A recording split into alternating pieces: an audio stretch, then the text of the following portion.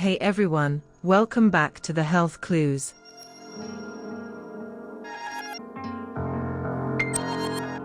If you've ever wondered why some people seem to handle alcohol better than others, or why it feels like some of us are just more prone to addiction, today we've got a deep dive into the science of alcohol, genetics, and addiction. Let's uncover the hidden connections and learn how your genes could play a major role in your relationship with alcohol.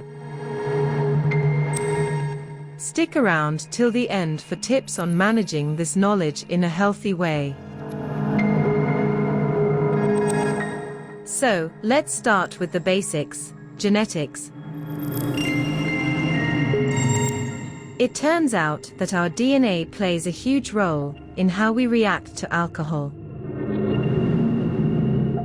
For some of us, a drink can feel like a fun, social experience with minimal effects. But for others, alcohol can trigger a more intense response, making it harder to stop at just one.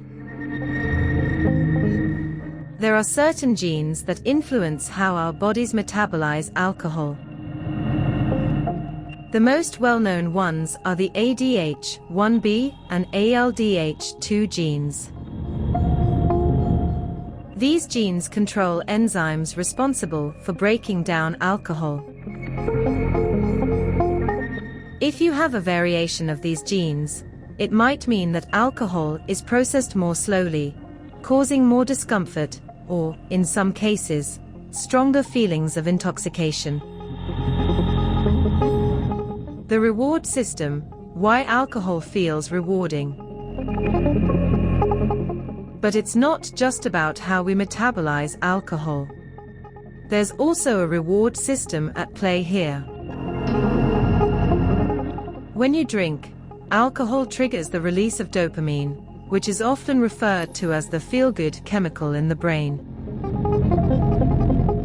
For some, this feeling is short-lived and doesn't lead to a craving for more. But for others, particularly those with a genetic predisposition, that dopamine rush is much stronger, making you want to drink more and more to chase that high. Over time, your brain can become conditioned to crave alcohol for that dopamine boost. This is where addiction can start to form. The more your brain links alcohol with pleasure, the harder it becomes to resist drinking, even when you know it's not good for you.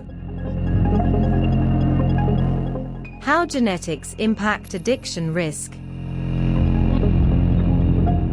Let's talk about why some people develop alcohol use disorders, or what we commonly call alcohol addiction. It's not just about willpower. Genetics play a major role. Studies show that if you have a family history of alcohol use disorder, you're at a higher risk of developing similar patterns yourself. Family tree graphic showing alcohol use patterns in a family. This happens because certain genetic traits are inherited, which might make your brain's reward system more sensitive to alcohol. As a result, it may take less alcohol to feel that rewarding effect, and you might be more likely to engage in drinking behaviors that can lead to addiction. How to manage genetic predisposition. So, if you're watching this and you're thinking, okay, I might have some of these genetic factors at play, what can I do about it? First of all, don't panic. Being genetically predisposed doesn't mean you're destined to become addicted to alcohol. It just means you need to be more mindful of your drinking habits. Here are some tips for managing genetic predispositions. 1. Be mindful of your drinking habits. Understand how your body reacts to alcohol. If you notice that you get addicted faster, or struggle to stop drinking once you start, take a step back. 2. Seek professional help if needed. There's no shame in reaching out to a therapist or addiction specialist if you feel your relationship with alcohol is getting out of control. 3. Build healthy coping mechanisms. If you're drinking to cope with stress, anxiety, or other emotions, consider exploring healthier alternatives like exercise, meditation, or therapy. Taking control of your health. Remember, your genetics are just one part of the puzzle. The environment you live in, your social circles, and your personal choices all play significant roles in your overall health. If you have a genetic predisposition for alcohol use disorder, it's essential to stay informed and proactive about your habits. Knowledge is power. Taking control is the first step toward change. By understanding the science behind your genetics and alcohol, you can make smarter, more informed choices for your health.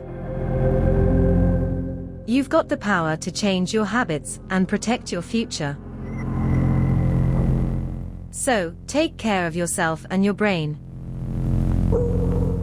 Thanks for watching the Health Clues. If you found this video helpful, don't forget to hit that like button and subscribe for more health insights.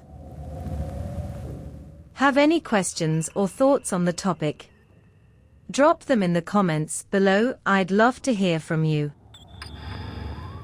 Stay healthy, and I'll see you in the next video.